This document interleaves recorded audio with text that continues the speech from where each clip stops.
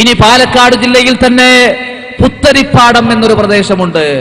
പുത്തരിപ്പാടം അവിടെ എന്താ നിങ്ങള് കബറേ ഇല്ല.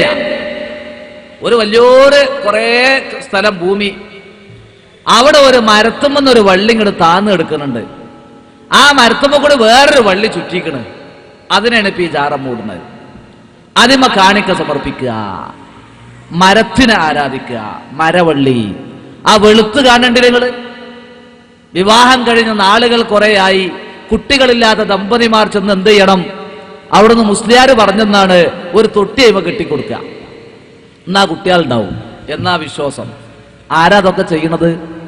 ഏതെങ്കിലും ഇതര മതസ്ഥരുടേതല്ല. ഖൈർ ഉമ്മത്ത്, പടച്ചുതമ്പുരാനെ മാത്രം ആരാധിക്കണമെന്ന തൗഹീദിന്റെ വചനം മനസ്സിലും കയ്യിലുമുള്ള ആളുകളാണ് ഈ അവസ്ഥയിലേക്ക് എത്തുന്നത്.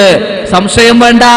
മുജാഹിദുകൾ ഇങ്ങനെ സ്ക്രീൻ ഉണ്ടാക്കി ചിലടത്ത് പ്രസംഗിച്ചപ്പോ അതൊക്കെ മുജാഹിദുകൾ ഇങ്ങനെ ഇപ്പൊ എല്ലാത്തിലും പറ്റുമല്ലോ, കമ്പ്യൂട്ടറിലും ഇന്റർനെറ്റിലൊക്കെ ആളെ തല അടക്കം മാറ്റണല്ലേ. പിന്നല്ല ഇപ്പൊ ഒരു മരം എന്നാ ചില മുസ്ലിയാക്കന്മാര് പ്രസംഗിക്കണത്.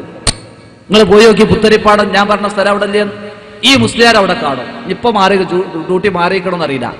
മൂപ്പര് പറഞ്ഞതാ ആളുകളോട് പറഞ്ഞ് ഇവിടെ വന്നിട്ട് നല്ല മാറ്റമാണ് എന്നാ, എല്ലാം കിട്ടുന്നുണ്ട്. നോക്കി നിങ്ങൾ. എന്നിട്ട് ആ മരത്തിലേക്ക് നേരെ നിന്ന് പ്രാർത്ഥിച്ചു കൊടുക്കുക, ആമീൻ പറയുക വേക്കിൽ നിന്നിട്ട്. എല്ലാം അവിടെ പടച്ചു തമ്പുരാന്റെ മുമ്പിൽ തവക്കൽതു അലല്ലാഹ്, അല്ലാഹുമ്മ ലാ മാനിഅ ലിമാ അഅ്തൈത വലാ മുഅ്തിയ ലിമാ മനഅത വലാ റാദ്ദ ലിമാ ഖളൈത വലാ യൻഫഉ ദൽ ജദ്ദി മിൻകൽ ജദ്ദ് എന്ന് പ്രാർത്ഥിക്കുന്നവരാണ് മരത്തിന്റെ അടിയിൽ വന്ന് ആ മരത്തിൽ നിന്ന് രക്ഷ കിട്ടാൻ വേണ്ടി അഭയം തേടുന്നത്. ഉമറുൽ ഫാറൂഖ് റളിയല്ലാഹു അൻഹു ചരിത്രം നമുക്കറിയാം.